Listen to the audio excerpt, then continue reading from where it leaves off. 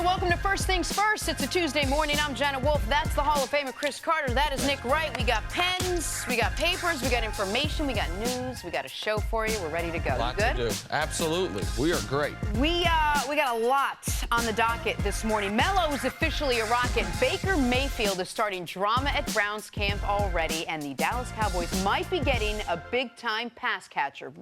Sort of. That's where we will start this morning. All right, so last season, Ezekiel Elliott, coming off his sophomore year, put up good, not great numbers, mainly because he was suspended 6 games. Zeke says he wants to carry a bigger load in the passing game in this year 3. And he's been studying the likes of Marshall Faulk, one of the best receiving running backs in NFL history, to learn ways that Zeke can improve. Take a listen. I think it's just an opportunity just to elevate my game, just opportunity to show that I can do more, and I'm excited. I'm just here to do what the coaches ask me. So, whatever they put on my plate, I'm gonna do the best I can to go out there and execute and do my best. I mean, they're asking me to do a couple different things, but it's just kind of developing myself more as a route runner. And I think in the past I wasn't really asked to run as many complex routes, but now I have a couple more routes to add to my route tree. His book got a little thicker this year coming into camp. All right, so we mentioned earlier that Marshall Faulk will be someone someone he's watching, someone he's looking for to maybe mirror his game a little bit. What can someone like Zeke learn from Faulk, see? Well, the number one thing is to learn more of the routes in the route tree. We talk about route tree, but we only talk about wide receivers. We very seldom talk about the combination of routes that a running back can run. And typically, running backs are a product of where they come from. In high school, Ezekiel Elliott, there's no need for him to be a pass receiver. Man, hike the ball to him, got the quarterback handed to him. At Ohio State, we saw what he did in the zone read, rushed for almost 300 yards against Alabama, almost did the same thing against Oregon. So why would you put him into the pattern? So when you get to pro sports, that's when you have to elevate your game. You try to do different things. And I'm glad that the coaching staff of Dallas realizes, not only because they don't have a great receiving core, but this is a skill set that if he can capture that, it makes him a better player. It makes them a better team. And he's got his eyes on one of the all-time greats. For those who have not watched, man, Marshall Faulk was amazing out of the backfield. But also,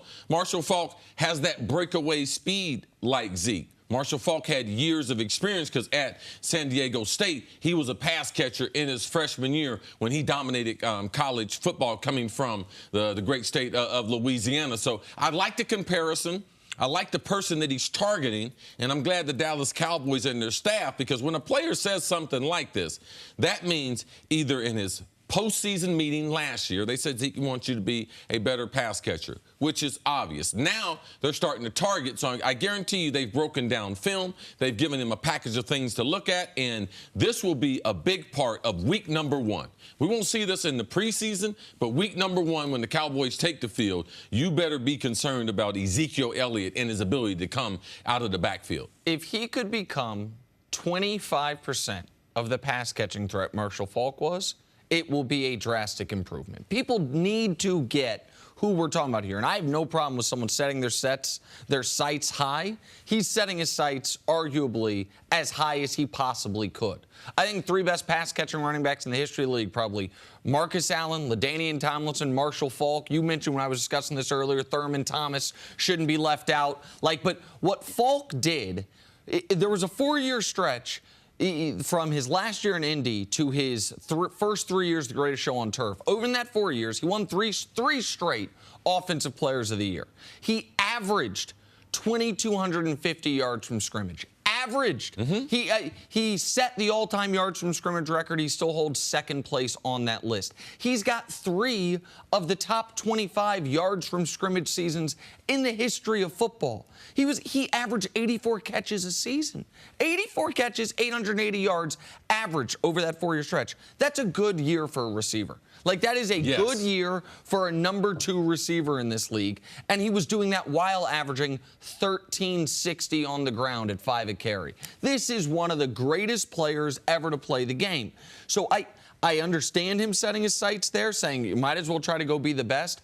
He doesn't have to become Marshall Faulk to become a much better pass catcher than he is right now, though. Right now, there's, I don't know, a dozen running backs in the league that are a bigger pass-catching threat than Zeke. Like, right now, he's meeting. Right. It's the only thing in his game. And a lot of that is because the opportunities presented to them. Right. All right? And this is a league, too, that we want players to specialize more now.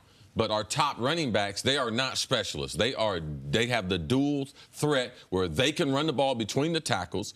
Most of them have breakaway or big play speed, but their ability to catch the ball. Todd Gurley, and we know Le'Veon Bell, the best that we've seen. The best, they have to be able to play on 3 downs, and that's what Zeke is trying to get to. And just real quick, the other reason I'm glad he's focusing on this is if we're grading his game, as a runner, he's an A+ runner. As a blocker, as a running back, it's fair to say he's a B+, A- blocker. Like, yes, and in pass protection, blitz protection, yes. That's what I meant, in picking up the blitz. This is the one part of his game he's not either already elite or semi-elite at. So it's absolutely correct of him and the Cowboys to be drilling down on this because he doesn't have a ton of room for improvement in the other areas. So that's what I was going to ask you. How much of this for Ezekiel Elliott is natural progression as an athlete within that position, and how much is the fact that the Cowboys really don't have anyone else that they want to throw the ball to? It's a natural progression. If they're going to get the best out of Ezekiel in his career, they're going to have to be able to throw the ball to him. He should not be in the game as much as he is and only have 30 catches, 25 catches. He should have at least 50 catches. So, as you mentioned, in professional sports, it's that next step. It's that guy that shoots from 15 feet, and, man, he wants to be able to shoot three-pointers. It's the guy that made us living on the three-point line. I'm going to decide that I'm going to go to the hole. This is what pro athletes have to do. Ezekiel Elliott is a phenomenal rusher of the football, and you could say maybe the best pure runner of the football we have in the NFL, trying to add to his game, and I expect him to do it. And one of the reasons Cowboys fans should be optimistic that this isn't square peg, round hole, that this isn't asking a guy to do something he can't do, rather it's just asking a guy to do something he hasn't been doing, is since he came into the league, there's only 3 running backs that have been targeted in the passing game at least 50 times who are averaging at least 8 yards per catch. And it's Tevin Coleman, Alvin Kamara, who was outstanding at this as a rookie, and Zeke. So in limited opportunities, he's been good at it. But you're absolutely right. I mean, 32 catches his rookie year, 26 his second year. Granted, he only played in the 10 games. Like, it seems like there is some value being left out on the field by not targeting him more often. And the Cowboys need him. I mean, the Cowboys have a need there and a desire to throw the ball to someone, and this would just be another way to help their offense. Absolutely. We know their wide receiving core. They're going to be issues. They're going to be struggles. But you count that with the problem. Yes, they don't have a bunch of proven guys from a wide receiver standpoint. And also, their offensive line, we talk about one of the best offensive line.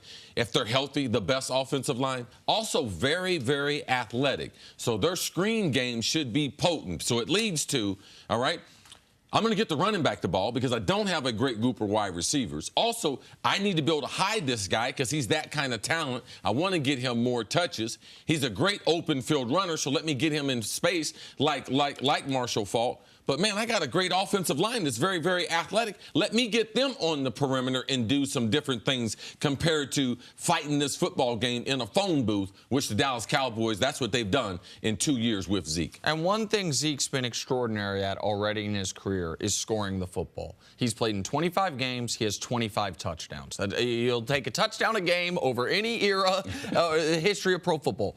Marshall Faulk's one of the most prolific touchdown scorers ever. He's 7th most in NFL history for total touchdowns. If adding this element to his game all of a sudden gets to where Zeke could be around 20 touchdowns, as we saw Faulk a few times, a couple years he led the NFL in total touchdowns, that can give the Cowboys offense the extra punch that it's going to be missing with their limited receiving threats on the outside. They'll definitely be able to use him in that regard. All right, coming up, we'll switch gears ever so slightly. Is Carmelo Anthony actually okay coming off the bench? In the past, he said no, but we are not in the past anymore. That's next. This is First Things First. Moving on to the NBA. Carmelo Anthony officially signed his contract yesterday to join the Houston Rockets. He will team him up with James Harden and Chris Paul, and the thinking there is that this will be the move that helps take down the Warriors. Here's the big shiny little nugget. Head coach Mike D'Antoni says Melo would come off the bench. This despite the fact that Melo has said in the past, I will not come off the bench. Here is Mike D'Antoni. He's open to it. Like you said, his whole goal is just to win. So he's open to anything. We went through those scenarios. Could happen. I don't know. We got some great players on the team, so it's not a slight if somebody comes off the bench. If that's it, then that's what we'll do. And he's all in. And my goal as a coach is to make him have the most fun and best year that he could have now. And if I do that, whether he starts or it doesn't really matter. But he needs to be happy, and I need him to find ways to make him happy. We have to work some things out, and there might be some bumps along the way, and I'm sure there'll be a lot of naysayers that say they can't coexist. But if three guys like that can coexist, James and Cris, you got a heck of a good chance. So I think that, like I said, I'm excited, and I think Houston should be excited. All right, Mike D'Antoni, Nick, says that Melo is all in on this idea of coming off the bench. Are you buying this? Well, so I don't think Mike D'Antoni said he's all in on the idea of coming off the bench. I think he said he's willing to come off the bench, and we don't know yet. And I think it's also... Or he's all in on doing what it takes to make it exactly right. Whatever the team determines once they get to camp, do training camp, and figure out where his best role is. Listen, I can also confirm that part of their discussion with Melo was, we can't guarantee you're going to start. And Melo was open with that. Now, Melo knows what we all know, which is the Rockets do have an opening at a starting forward spot. P.J. Tucker's going to be one of their starting forwards, and unless they're going to start a rookie, which they won't, it's then either Gerald Green, Ryan Anderson, or Carmelo Anthony who will start in the other position. Now, I think you can make a really strong case that basketball-wise, starting Gerald Green and having a second unit of Michael Carter-Williams, Eric Gordon, Carmelo Anthony, Ryan Anderson, and Nene could be a very interesting scoring long unit. I like that second unit, but because of the personnel, and I don't know if they're comfortable starting Gerald Green, I'm not certain that they're going to have to ask Melo to go to the bench.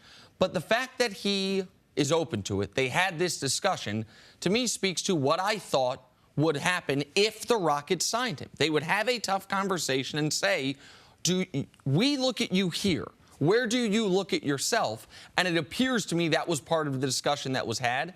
And I know they had to have that discussion after he gave some of those quotes to Jamel Hill that concerned me. And for you, C, I think it made you, it further it explained why you have been where you are with Carmelo at this point in his career. Yeah, I mean, Melo is who he is. Like he said in an interview with Jamel Hill what he planned on doing. He knew the situation. He knew the teams that were out there. He knew Houston where he's going to end up. He said those things because that's the way he feels. We just have not seen, and I'm just going to stick to this. We just have not seen superstars that have adapted after being pure scorers to playing some type of role. And then Melo, so this is not a Cris against Melo thing. And then Melo has shown us through his interviews and the way he's played, he doesn't have any interest in being a backup player. Now, as far as good news for Houston, they don't have any good options as far as who's going to start. And to think that Golden State is concerned of who they're going to start at that other position, they're not, because Houston is not better than they were last season. One thing with Mike D'Antoni that I got to point out from the interview was, and I don't like this, is he said, man, we got to try to make this a year where he's happy. Well, really? Well, if Trevor Ariza was still in Houston, would he have that press conference? You know something? This is a year about Trevor Ariza being comfortable and being happy. That's a good point. Why all this? He said nothing about Chris Paul, nothing about James Harden, and he said also that I expect to have some bumps along the way. So, man, you can't be trying to make people happy. I know Melo wants to win, but we can't be about him being happy. We got to be about what's the best for the team. And sometimes him being unhappy is what's going to be best for the team. And that might be him coming off the bench. Now, they don't have better options. Ryan Anderson cannot start 82 games. No. Gerald Green, let's stop the presses, okay? He cannot start.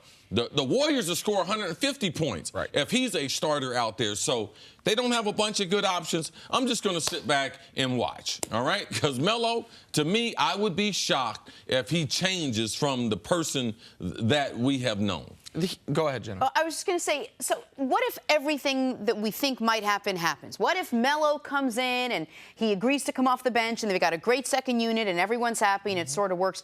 Do they really bridge that gap with the Warriors? Is this enough that they got that much better? They are closer today than they were yesterday, but they are so much further than they were at the end of last regular season, at the end of the beginning of the Western Conference Finals, and even at the end of the Western Conference Finals. It's like being in a traffic jam in New York City, Jenna, and you tell the driver, hey, sir, how long is it going to be before we get there? Oh, it's going to still be a long time. Oh, what do you mean? We haven't moved? No, we moved closer. They got closer from yesterday, but still got a long way. Where were they yesterday? If you're going to say they're closer from yesterday, tell me where they were yesterday. Well, they were a hamstring injury away. Could you say that? You could say that if both teams stayed static.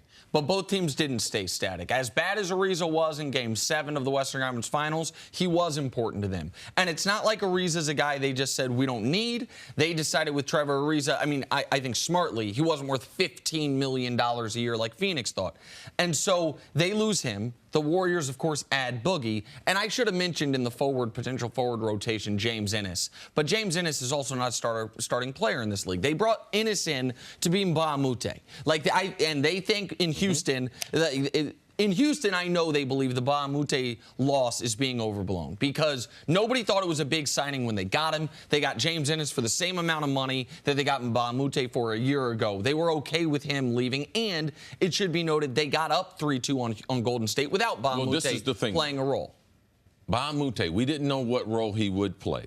He did emerge as a very, very good role player. At the season, we didn't think the Rockets were as good as the Warriors. But as the season went on, because of players like him and the way they played. So Houston can say whatever they want behind the scenes. Oh, that guy would. No, when the season started, he wasn't that important either. But the way he developed. So they're trying to remove that from the equation. But the reason why we thought they could win a championship and the reason why they won 65 games was because he did develop. So I just can't just let that go. I'm not trying to let it go. The point that I'm making is, and I think that they'd make in Houston, is they think James Ennis can do that same thing. A guy that when he's signed, people aren't paying attention to and then evolves into that role. But the Warriors got better this offseason, and Chris Paul got a year older, and the Rockets lost their fourth or fifth most important player in Trevor Ariza. With all that said, the real concern when you sign Melo is what's the defense going to look like? And I happen to believe, and we'll see how it plays out, that if you have Clint Capella, P.J. Tucker, and Chris Paul, your defense is going to be good. Just like we saw last year in OKC, one of the best defensive units in basketball was one involving Carmelo Anthony. Not because he was good defensively, but because all the other pieces around him were good defensively. So, listen, the Rockets are still well behind Golden State, but adding Carmelo Anthony for $2 million makes them, maybe it's just a block in a traffic jam. If they are a good defensive team, it will be the first good defensive team Carmelo Anthony has been on. Tell us how you feel about their defense, though. They got 3 other good players. We're going to take a break. Like Coming up, nobody's happier about what's happening with the Browns this week than HBO and Hard Knocks. We'll tell you what's going on. There is drama in Cleveland, fighting over Baker Mayfield. Next on First Things First. For stories to start your morning, according to Vegas, we might get some familiar faces in the national title game. Vegas has Alabama and Clemson as the 2 favorites to meet in the national title game. See what do you think about that, Alabama and Clemson? Well, Alabama definitely should be there. For people who don't know, Clemson, man, all they do is reload there. I believe their quarterback will step up this year. Last year, some question marks. Their defensive front. Now, they got maybe 3 or 4 first-round picks on Clemson's defensive front. So we know what Alabama has. Yes, watch out for Ohio State, though. We got a mean young quarterback. When you say Ohio State in there as well, that's not only the top 3 programs this year, I think, but it's the 3 best coaches in college football. You can pick the order, but Saban, Urban, well, and the Dabo. other 2, we don't know who's going to be coaching Ohio State. I might have to get them my application. Okay, all right, fair. It's a fair point. Like when Chris says Clemson has 4 first-rounders on the D-line, what you need to understand is 4 potential top 10 first-rounders, not on the Clemson defense, all D linemen. I saw a mock draft that had Ed Oliver going 1, and then 2, 3, 4, 5 were all Clemson D linemen. These are the 2 best teams in college football. Would not surprise me at all if they meet once again for the 3rd straight year in the college football playoff. All right, let's jump to the NFL now. Linebacker Roquan Smith and the Bears finally came to terms on a contract. The 8th overall pick had missed nearly a month of training camp. Cece, how much catch-up will he have now that he's finally signed? He's got a lot of catching up to do, but when you watch the highlight tape of him, he was the most pro-ready defensive player in college football last year. With the nickel packages, with playing only two, sometimes one linebacker, he is that guy. He's great in space. He's great between the tackles, has amazing speed sideline to sideline, has an infectious personality on the defense. So linebacker, we just saw Urlacher going to the Pro Football Hall of Fame. This guy right here is the most talented linebacker the Bears have had since Lance Briggs and Urlacher. Wow. And people should know, I do not blame him at all for the holdout. What the Bears were trying to do struck me as wildly unfair. So for these players, they're guaranteed dollars typically void if they get suspended. The Bears wanted to include in that if he gets suspended under the new rule for that helmet, the lowering your head. Typically, it's supposed to be if you get suspended because of drugs or you get arrested, then your contract voids. His representatives were like, you could void his guaranteed money. The probability of him being suspended now as a defensive player are so much higher. They're really high. Higher than any time in NFL history. So that's why his agency, his CA, stuck in the ground, and he became the last rookie to sign a deal. Yes. All right, to the Broncos. Chad Kelly will now be the backup quarterback in Denver. Now, why is that a big deal? Well, he'll replace Paxton Lynch after Lynch's awful preseason game this weekend. Kelly was Mr. Irrelevant in the 2017 draft. Nick, how bad of a look is this for John Elway? I mean, it's not that much worse of a look than it's been basically ever since he drafted Paxton Lynch. This was an odd pick, quarterback out of Memphis that I don't think a lot of people thought was the caliber of quarterback Elway did, and he has never resembled anything close to even an NFL caliber backup. Like, that's just the reality. And the other reality is this: if he weren't a first-round pick, if he were just a second-round pick, he'd be on the Christian Hackenberg trail of team to team to team. Because he's a first-round pick, at least he still has a spot on the roster, but that could be evaporating soon, too. But John could also salvage his reputation through Chad Kelly. Who is Chad Kelly? He was a big-time recruit going to Clemson, had problems there, ended up finishing his career elsewhere, had problems there. But he does have big-time talent. Will it evolve to be able to help out that quarterback room that they have there with the Broncos? That's what they're banking on. But Paxton Lynch, we don't think he's going to be a pro quarterback. And it should be noted, the best quarterback Elway's drafted was another seventh-rounder, Trevor Siemian.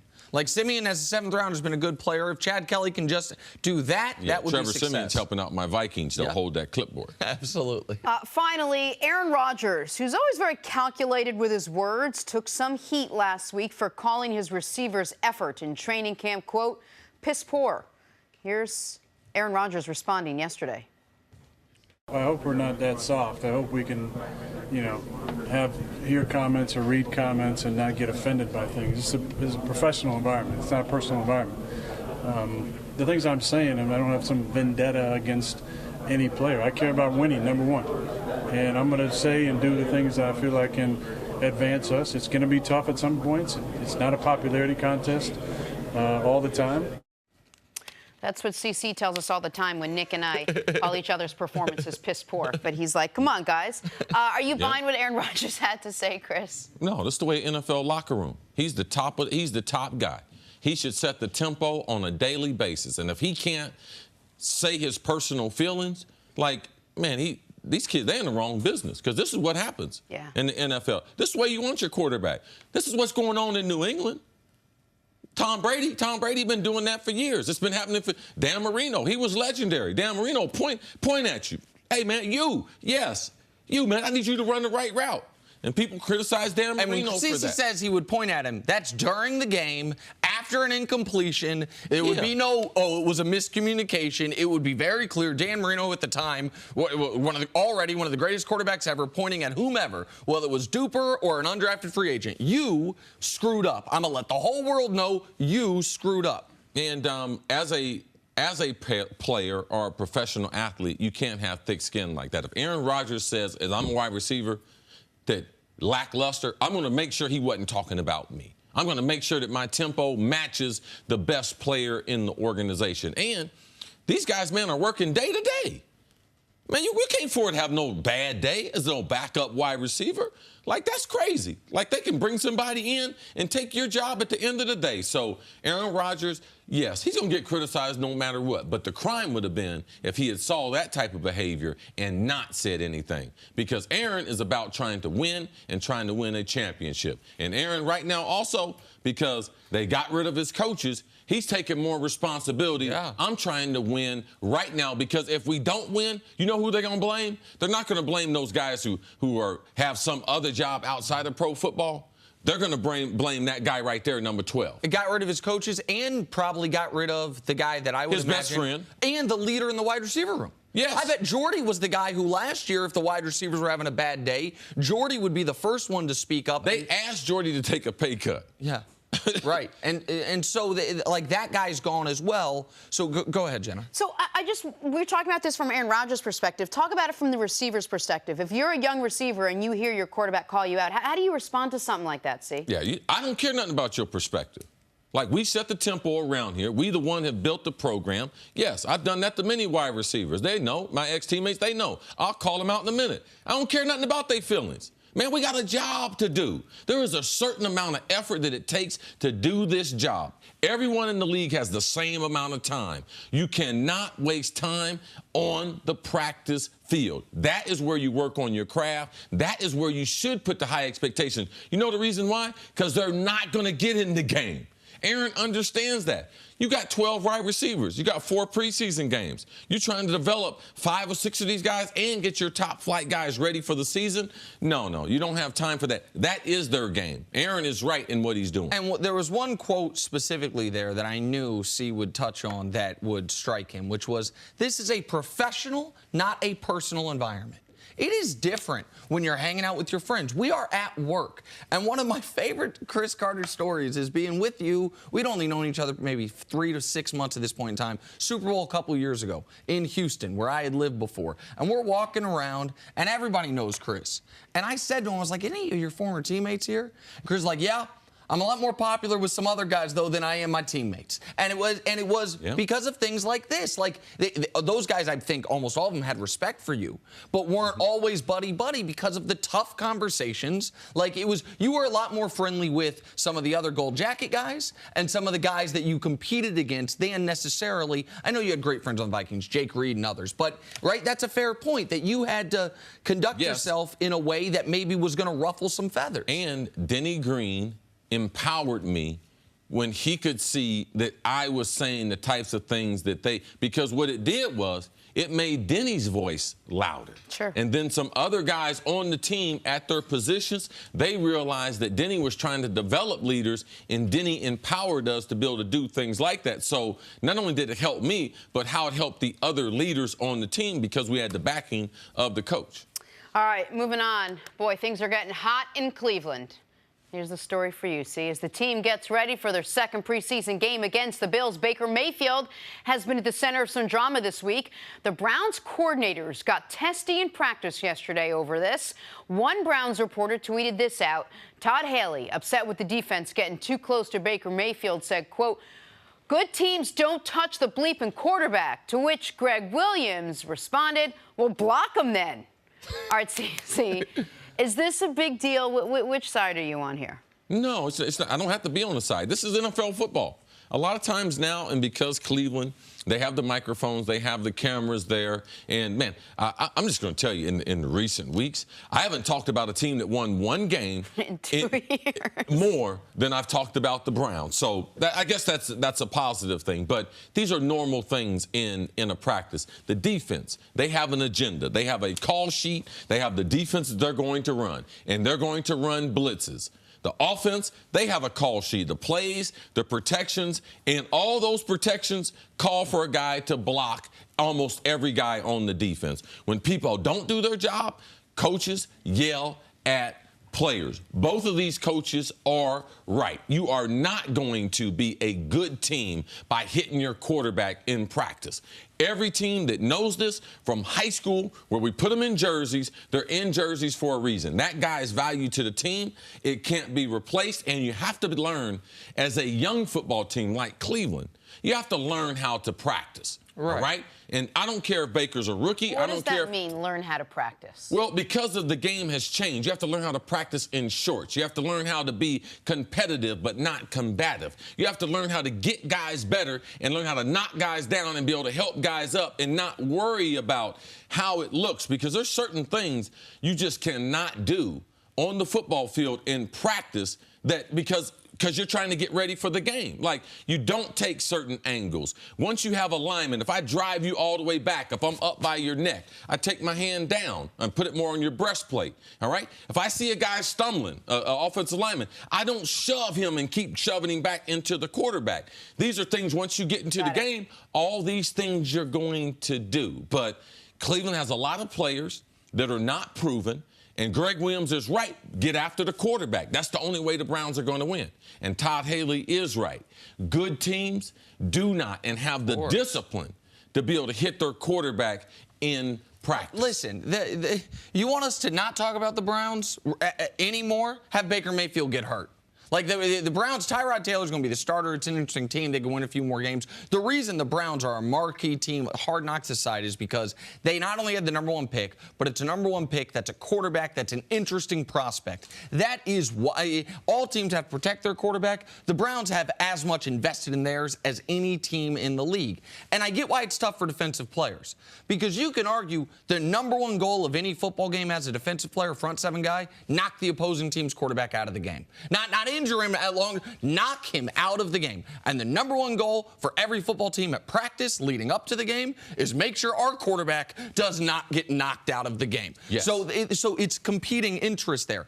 But it's also, and this is one of the reasons the Browns are at least intriguing to me, is two very fiery personalities at coordinator that have always coached with something of a chip on their shoulder, because unlike a lot of coordinators and coaches in this league, they don't have some deep football background. Todd Haley caught flack in Kansas City when he was the head coach because he played golf in college instead of playing football. His dad was a scout, but he never played football. Greg Williams played quarterback at Truman State, where he completed 40 passes in 3 years. And that's his football background. And then he was a high school coach. Like, people want to know how Greg Williams got this edge. He was a high school coach in Belton, Missouri, about 40 minutes from where I'm from. Like, small-town Missouri high school coach in his mid-20s, who then became an NFL head coach. He's always going to be, you talk about edge players, he's going to be an edge coach. And we've seen that throughout his career. Like, so these guys are going, this is a combustible coach's room, which isn't necessarily a bad thing. But we just have a magnifying glass on them, so we're going to see it. This is happening around half the NFL teams, though. You know, like, you're going to have these type of debates, all right? The defensive people are trying to get to the quarterback, and, man, Todd Haley is responsible for Baker Mayfield. A lot of times, though, what you have is young players, they don't know how to get to the quarterback and haven't been proven, so they want to be able to show the coach, and they end up touching the quarterback by touching him on the hand. So on the video, the coach is like, oh, 59 sacked him, or 59 would have gotten to him, compared to a veteran player who could have peeled off, and the coach would have known and understood that he would have gotten there. Just quickly, does Hugh Jackson have what it takes to make sure this doesn't boil over into anything other than just preseason? I don't know. I know I'm not supposed to say that, but Hugh Jackson is clearly a very smart offensive mind, and there are clearly things he does behind the scenes to give him a greater job security than most coaches in this league. But I can't look at a coach who's 1-31 and say, if this is a more than usual combustible locker room, which I'm not saying necessarily is, but if it is, that Hugh Jackson's the right guy for it. This is the thing. You don't know until you see him in the game. Hugh Jackson has put teams on the field that have lost 4 or 5 games a year.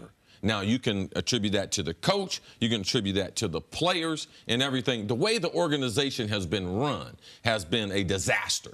So it's hard to blame it on the coach. When you're drafting bad players, it's hard to develop players. So it's been a major screw up. I do have confidence in Greg Williams because the defense has kind of led this team the last couple years. They got better personnel compared to this year. Todd Haley got a lot of confidence in him. This would be a story if it was Todd Haley cussing out Tony Dungy. That would be a story. But an offense and defensive coordinator having a dispute over how the tempo of practice and what should be done, that is normal NFL two-a-days stuff. Way to go, Keta. Way to put that one in the show. No, that was said great. It wasn't a story. I'm joking. Coming up, who will be the starting quarterback for Alabama? We might finally have an answer next on First Things First. Welcome back to First Things First. Former NFL quarterback and Fox College analyst Danny Cannell joins the show. What up, Great Danny? to see you, Danny. Good to see All right. you. It's good to be back. You guys had a good summer? Yes. Everything good? We We missed had a really you. good summer. Awesome. Back to talking I football. see you all already. over the place. I've been all over the Yellowstone, place. out there traveling. Yeah, I'm paying attention. back I see where I CC's belong, down Danny. to what, 216? Getting lower, trending in the right direction. I'm Right keeping as my eyes playing. on Danny's it. Give me them keeping up shoes. with everybody. This one. Gucci loafers. Yeah, what size are these?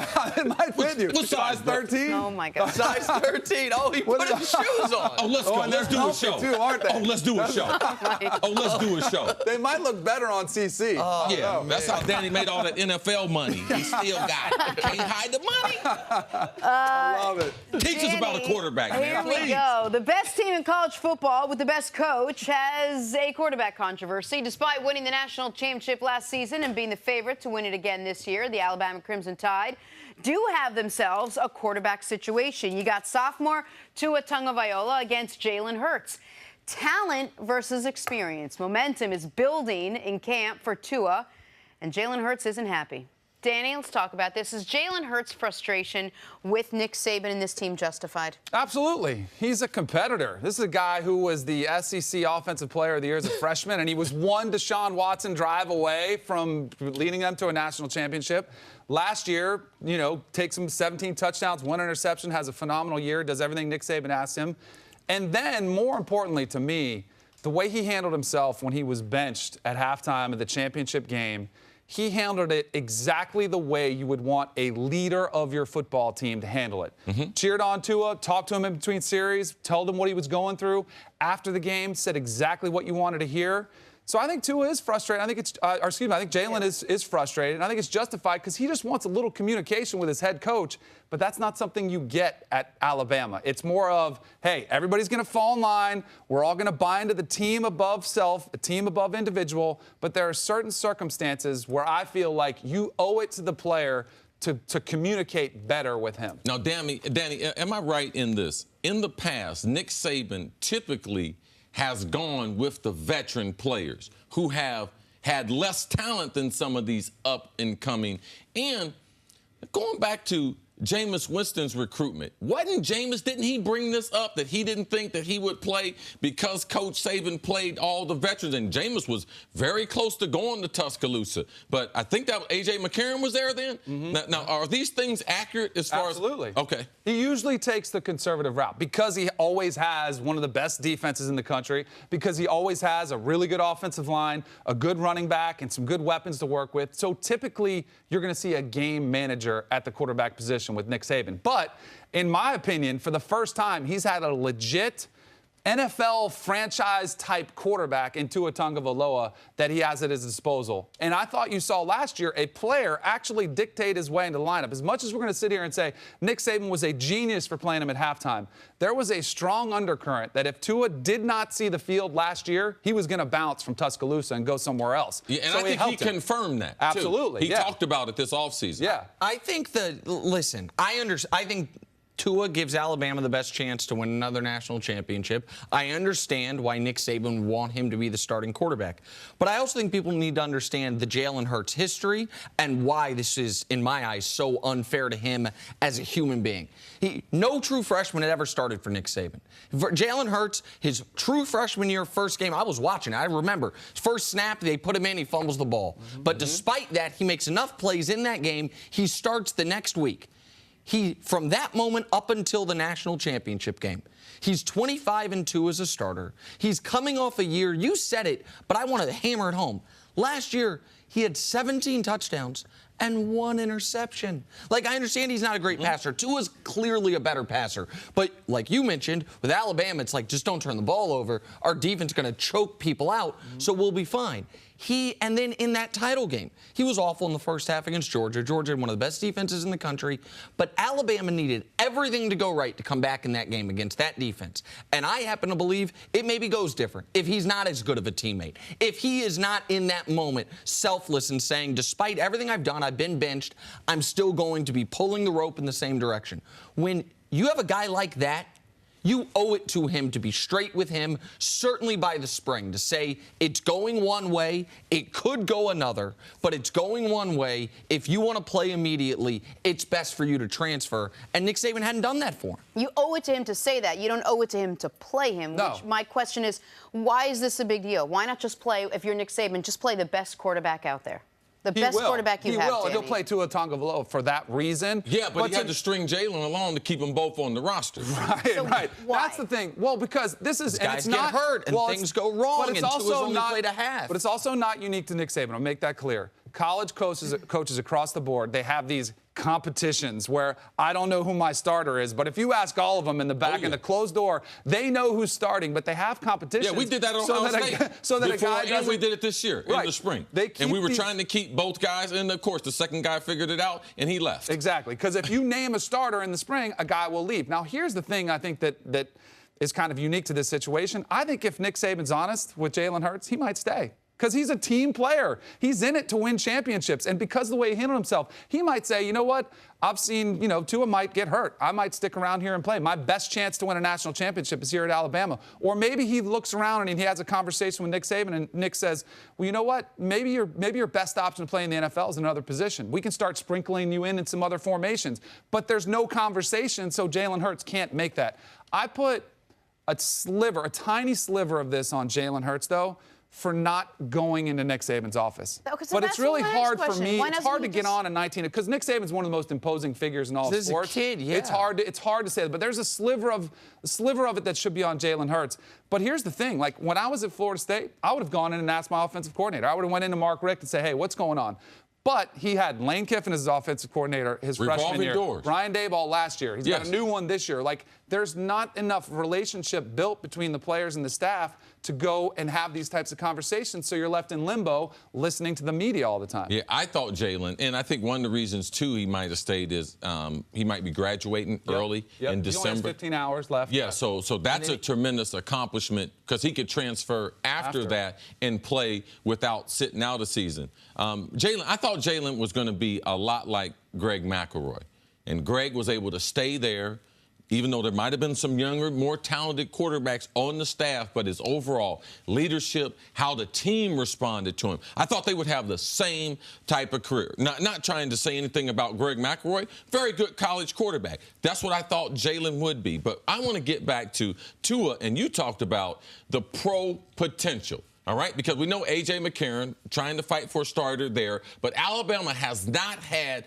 that thrower of the football. I mean, Joe Namath might be their last good pro quarterback, Yeah, right? sure. And so, absolutely. Yeah, Stabler, Namath, all right? But a lot of people watching the show, they don't know who they are. Right. So please inform the staff, who is Tua? If you're saying, goodness. Okay, who is this guy? He is one of the most talented young quarterbacks we've seen. He's got the size, he's got the skill, and he's got that composure. When you're forced, your first meaningful playing time is on the biggest stage of the game. And yeah, he had his moments where he had a couple rough throws, but on 2nd and 26 to be able to rip that ball for a touchdown. What about him looking off that safety, Danny? I mean, it was perfect. It was flawless. I mean, he held the safety in the middle field, knew exactly where he was going with the football, and delivered the perfectly thrown ball. I think it was one of the single most impressive throws in the history of college football. And I'm not just, flippantly saying that. Considering the magnitude, considering how hard the throw was to make. And considering, by the way, it's not just overtime, they're down 3. Yeah. So it's a situation where if you don't score a touchdown, now it's up to your kicker. And we've seen Alabama the few times they don't win the title, very often there's a kicker involved along the way. So, it was as big of a throw as we've seen in the sport. Two people not surprised by it that I talked to. One, Trent Dilfer.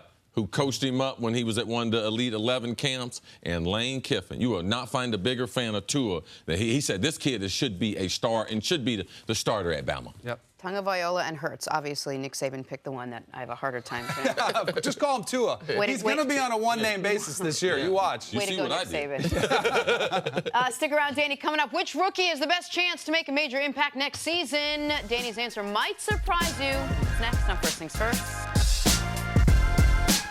Back on First Things First, Danny Cannell with us. Danny, there were 5 quarterbacks taken in the first round of the NFL draft. I bet you didn't know that. All of them were on display in this weekend's preseason games. Baker, Darnold, Allen, all threw for touchdown passes in their debut. Josh Rosen was able to show off his rocket arm, and Lamar Jackson ran for a touchdown. So, Danny Cannell, I ask you, which rookie quarterback will have the biggest impact this coming season? All right, first let me make a general comment. I want to see if you would agree with me on this one, because I think they've all looked pretty good, right? But I think they should look good. Like in your first preseason game, you've had that playbook. You've had the first installation of plays. It's the most basic plays you're going to ever have to run. The defenses you're going to have to face are going to be the most basic defenses you're going to have to face. So you should look good, like, and they all have. So that's like my first statement, all right? So as far as who will have the biggest impact this season, I'm not going to go with the sexy pick of Darnold with the Jets. I'm not going to go with the #1 overall pick, Baker Mayfield. I'm going with the player that's on a team that's on the cusp of the playoffs, and the player that I think is electric, and he's a big play in a bottle, and it's Lamar Jackson. Wow. I think you see what he's done throughout his career at college and already in the preseason. And he's probably struggled, not probably, he has struggled the most in the passing game out of any of these rookies. But his speed translates to the NFL. And that's the difference. A lot of these quarterbacks look mobile in college, and then they come up and they look pedestrian because the NFL speed catches up to them. Lamar Jackson is making NFL defenders look foolish, and I think that trend will continue. Now, let me just say this, though. It's not going to be the biggest impact in the sense that he's going to be the starter and he's going to throw for 25 touchdowns and 7 interceptions.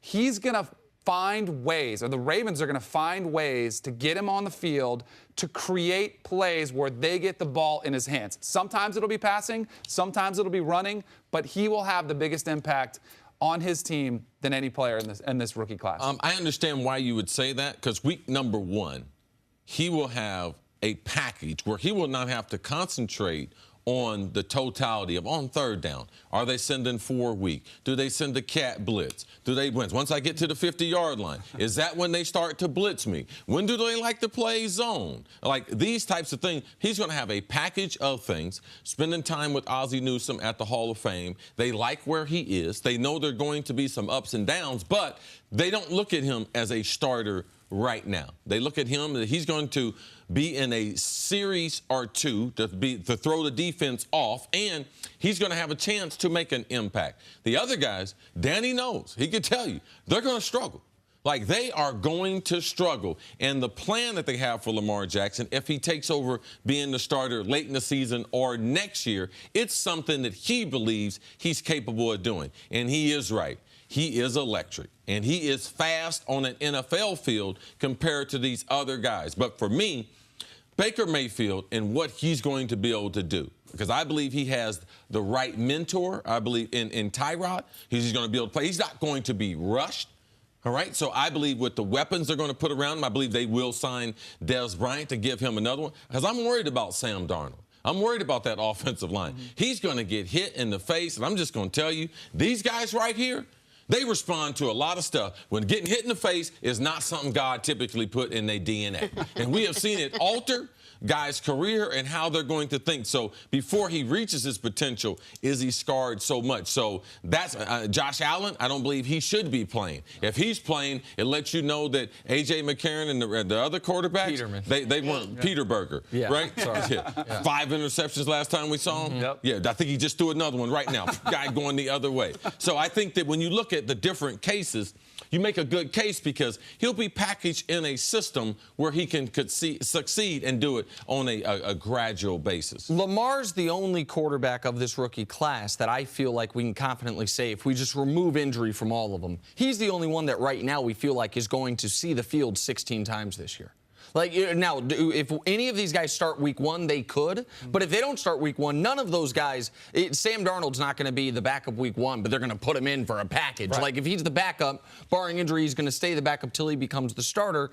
This is really tough because I'm going to throw out Josh Allen because I think he's the biggest project of all of them. Lamar, I think, is a huge project passing, but I get your point.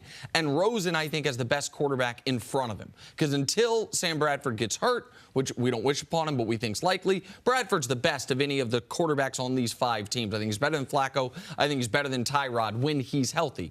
So then it becomes Baker or Darnold. I think Darnold can have the biggest impact in this regard.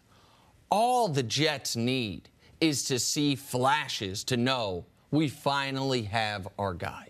They know that. Like, I mean, look at Andrew Luck's rookie season, Peyton Manning's rookie season. The numbers are always ugly. But and then like, what? Then they go get an offensive line and shore up that line? Correct. Then you start building the football the bigger team. question. They've answered the single most important question in sports. Do we have a quarterback or do we not have a quarterback? And for the Jets, they've had that answer, by the way, for 20 years. It's just always been no. And so, like, aside from a couple Chad Pennington years, one Vinny Testaverde year, like, it's always been no. And so when I say an impact, I don't even know if it's statistically or wins and losses. Just like with the feeling of the locker room, the feeling of the team, of the franchise, of the city of New York where, oh, we do have 2 football teams here again. Because, like, we've had 2 football teams here in name, but not necessarily in practicality in recent years. But it doesn't mean Sam Darnold has the biggest impact this year. That's good. That's like a 2 or 3 year project. No. So you're saying they could find their quarterback. I'm saying that the impact is we know potentially by his 6th start, he's the guy. Yeah. Even because you can know that from just halves of football. From you don't. He doesn't have to have a great month of football like Deshaun Watson did. You can see it. Like it's very, very hard, at least for me, to figure out college to pro who's going to be good. Yep. It is not that hard once they become a pro to see, oh, he's got it. Like, whatever it is, he's got it. Now, sometimes guys don't appear to have it, like Jared Goff, and then they all of a sudden do have it. But it's very rare a guy looks like he has it. Josh Freeman's very rare, where a guy, it's like, oh, we've got it. And then all of a sudden he falls apart. Like, that doesn't happen, at least in my eyes, all that often. You're onto something philosophically, I think, that I have done like a complete 180 on. I used to be a sit 'em, have them have that red shirt year. And now I've come to the mindset where the best teacher is live game experience. You can go up to the chalkboard, you can go up in the film room, you can answer all the right questions, but the only way to truly learn the position of quarterback is to go out there, throw them in the fire, and let them learn. So for that, I think Darnold could have an impactful season because you're right. If he goes out there and he shows those glimpses, and how do you handle those poundings that he's going to take? How are you going to handle those 2 or 3 interception games that you're going to have as a rookie? And if it doesn't faze him, and if he goes to work every day, and the players still, want to go to work with him, then that's all you need to know. Yeah, we don't know which guy's going to do it, but we can say, I think collectively, maybe 3 of these 5 teams at the end of the season will be able to be like, we have our guy to be able to move forward. I believe they'll have that in Cleveland with Baker. I believe they'll have that in Darnold. And as you're saying, I believe they're going to be able to say that in Baltimore because Flacco won't have any more guaranteed money. And they would have had a nice sample size of Lamar to be able to make that. But Ozzie Newsome would not trade up back in the first round to make that his last draft pick. Yeah. And to the guy that drafted Jonathan Ogden and Ray Lewis, 2 Hall of Famers in the first draft, Baltimore, like, I don't think he's going to go out that way. So I'm kind of believing in Lamar's the going to put together a highlight reel like we haven't seen from a rookie in a while. He's going to be a pain for D coordinators. Because every week you got to prepare for Flacco, and then you got to stop practice and say, we got to prepare for this package that is anti-Flacco, the opposite of Flacco. Thank you for listening to the First Things First podcast. Remember, leave us a review and tell us what you think. Subscribe to the podcast on Apple Podcasts and catch us on FS1 Monday through Friday, 6:30 a.m. Eastern. For Cris Carter and Nick Wright, I'm Jenna Wolfe. So long, everybody.